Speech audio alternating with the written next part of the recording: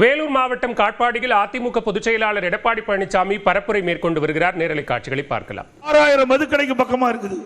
6000 மதுக்கடையில் அங்க இருக்கின்ற மது பிரியர்கள் அங்க போய் கடையில் மதுக்கடையில் வாங்கினா ஒரு பாட்டிலுக்கு 10 ரூபாய் அதிகமாக கொடுத்தா தான் அங்க அந்த மது பாட்டில் கிடைக்கும். அப்படி தமிழ்நாடு முழுவதும் ஒரு நாளைக்கு 1.5 கோடி பாட்டில் விற்பனை ஆகுது மதுக்கடையில். ஒரு பாட்டிலுக்கு 10 ரூபானா ஒரு நாளைக்கு 15 கோடி ரூபாய் மேலிடத்திற்கு சென்று கொண்டிருப்பதாக அந்த விற்பனையாளரே தெரிவிக்கிறாங்க.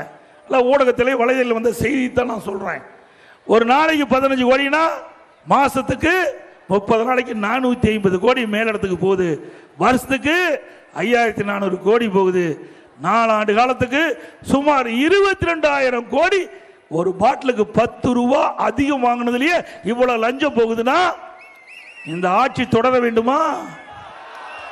இது மக்கள் வராத ஆட்சி தானே, மக்கள்கிட்ட கொள்ளையடிக்கின்ற ஆட்சி தானே திராவிட முன்னேற்ற கழக ஆட்சி.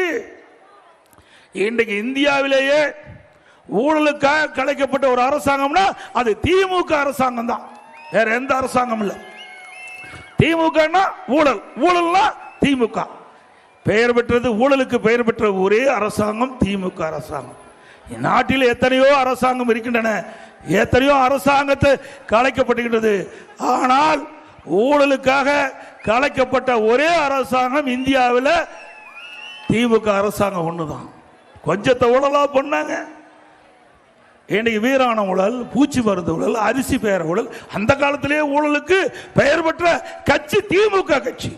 இப்பெல்லாம் ஊழல் செய்தெல்லாம் சாதாரணமாக தருந்தது. அப்பவே பெரிய பெரிய ஊழல் செஞ்சிருக்கிறாங்க திமுக கட்சி, திமுக அரசாங்கம். ஆக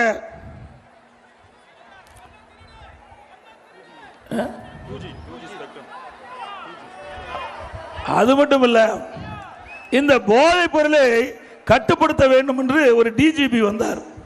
உங்களுக்கு யாருன்னு தெரியும்.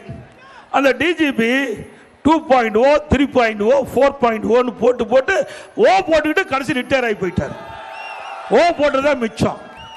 அவரு எவ்வளவு முயற்சி பண்ணி பார்த்தாரு, எவ்வளவோ முயற்சி பண்ணி பார்த்தாரு. ஆனா ஒண்ணும் முடியல. ஏன்னா ஆளுங்கட்சியே இதற்கு ஈடுபட்டிருக்கின்ற காரணத்தினால அவர் அதிமுக பொதுச் செயலாளர் எடப்பாடி பழனிசாமி வேலூர் காட்பாடி பகுதியில் பரப்புரை பயணம் மேற்கொண்டு வந்த நேரலை காட்சிகளை பார்த்தோம்.